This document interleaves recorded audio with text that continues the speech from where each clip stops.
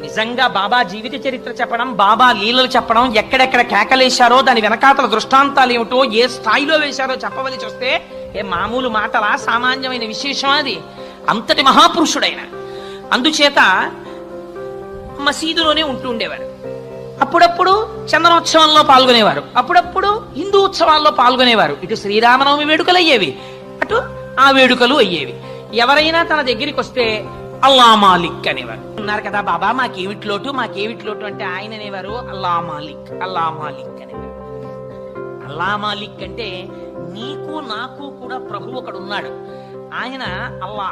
అల్లా అంటే నామరూపాలతో మీరు ఏ రూపంతో పిలవండి, నేను చెప్పాను కదా అది బ్రహ్మము. నేను శివుడు అంటారు, వేరొకరు కృష్ణుడు అంటారు, వేరొకరు శ్రీ మహావిష్ణువు అంటారు, వేరొకరు అల్లా అంటారు, వేరొకరు ఇంకో పేరుతో పిలుస్తారు. ఏ పేరుతో పిలిచినా అది బ్రహ్మం. నామరూపాల స్థాయిలో దెబ్బలాడుకోవడం అసహ్యకరమైన విషయం.